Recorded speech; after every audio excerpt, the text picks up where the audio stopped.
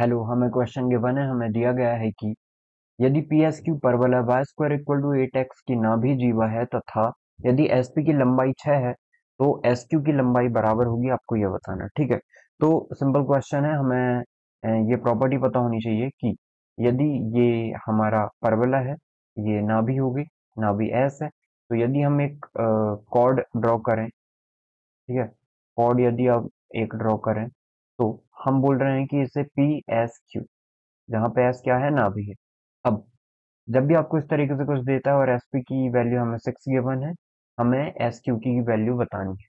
ठीक है, तो अब देखिए, ये जो परवलय है वो कितना है, Y square equal to 8x। तो जब भी इस तरीके से देता है तो हमें याद रखना है कि P S, two A and Q S या एस की, ये सारे किसमें होते हैं, हार्मोनिक प्रोग्रेशन पे होते हैं। ठीक है, ये एचपी में होते हैं, हार्मोनिक प्रोग्रेशन हरात्मक श्रेणी में होता है। अब हरात्मक श्रेणी क्या है? यदि आपने ये समांतर श्रेणी पढ़ी है कि A1, A2, A3 यदि समांतर श्रेणी है, इसका मतलब 1 अपॉन में A1, 1 अपॉन में A2, 1 अपॉन में A3, ये हरात्मक श्रेणी होगी। हर में है इसलिए हरात्मक बोल रहे हैं इसे। ठीक है, तो अब इसको यदि हम देखें तो इसमें क्या रिलेशन होती है कि जो अरिथमेटिक मीन निकालते थे ना हम, A प्लस बी अपॉन में 2, वैसे ही एच पी भी, एच एन भी होता है, हार्मोनिक मीन या हरात्मक माध्य। ठीक है, वो क्या होता है, टू इक्वल टू में होता है two P S into S Q या क्यू एस अपॉन में P S plus Q S या एस क्यू।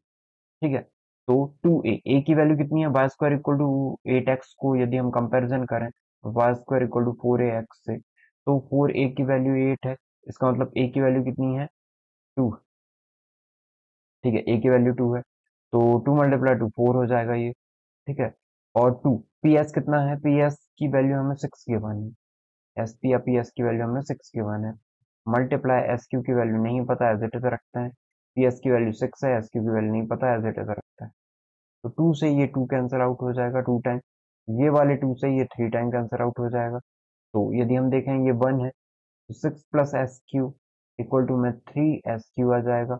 एस क्यू इस तरफ ले आए तो 2 एस क्यू हो जाएगा, ये 2 एस क्यू बचेगा, ये 6 है। तो एस क्यू की वैल्यू कितनी आ गई है, 6/2 या 3। तो एस क्यू कितना आ गया, 3 आ गया। इसका मतलब ऑप्शन नंबर 1 जो होगा वो हमारा करेक्ट आंसर हो जाएगा। कि मतलब इसे और भी तरीके हैं जिससे हम सॉल्व कर सकते हैं, पर जो बेस्ट तरीका है और जिसमें हमारा सबसे कम टाइम लगेगा, और मैंने एचपी के बारे में आपको बता ही दिया है, तो आई होप आपको समझ में आया होगा। Your correct option is option number 3, option number 1, 3 is the correct answer. Thank you.